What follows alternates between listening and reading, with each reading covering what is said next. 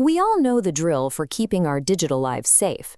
Passwords to lock your email, two-factor authentication for your bank, and software updates for your phone. In the world of information technology, or IT, the entire goal is protecting data. But look outside your window. The traffic lights directing cars, the water towers supplying your neighborhood, the massive power lines lighting up entire cities. These also run on computers, and they need protection too. This is the world of operational technology, or OT. Instead of managing spreadsheets or emails, these massive systems are the digital brains controlling heavy physical muscle. They open and close giant valves, regulate temperatures and blast furnaces, and keep assembly lines moving. The stakes here are entirely different. If a hacker breaches an IT network, you might lose money or personal information. If a hacker breaches an OT network, the consequences happen in the real world. A compromised mechanical valve could lead to power blackouts or a threat to human safety. You cannot simply copy and paste standard office security software onto a power plant.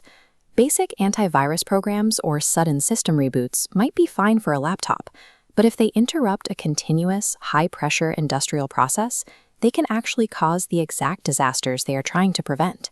Because operational technology controls hardware that moves, protecting it requires a security model built around the physical stability and engineering needs of the machinery itself. To build that protection, the National Cybersecurity Authority created a master playbook, the Operational Technology Cybersecurity Controls, known as the OTCC.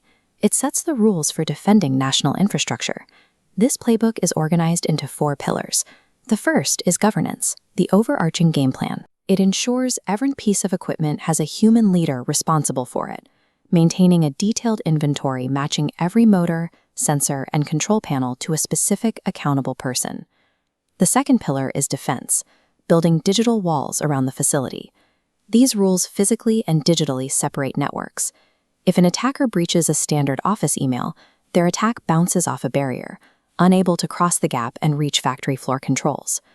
Governance creates the strategy and human accountability, while defense builds the technical barriers required to execute that strategy safely. The third pillar is resilience, the ultimate bounce-back plan for when disaster strikes.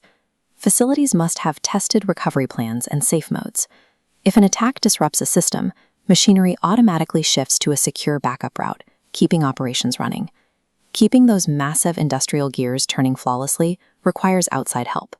Facilities rely heavily on specialized vendors to maintain, fix, and upgrade complex machines. The fourth pillar is third party. This acts as a strict, highly controlled guest list for any external vendor trying to connect to the facility's networks. Before an outside technician is allowed to update a system or connect a diagnostic tool, they must pass heavy vetting. This ensures that a contractor fixing a turbine doesn't accidentally leave a digital backdoor open for an attacker to slip through later. Resilience ensures the facility survives a direct attack, while third-party rules ensure external helpers don't become the vulnerability that causes one. Of course, the physical world comes in many different sizes. A local municipal water valve does not require the exact same intense security measures as a massive national oil refinery. The OTCC assigns 3 specific control levels based on a facility's criticality and attack consequences. Lower impact systems fall under Level 3, enforcing baseline protection without overwhelming operations. For catastrophic assets like power grids, Level 1 mandates over 150 security measures, creating a dense network of checks to keep vital machinery under control.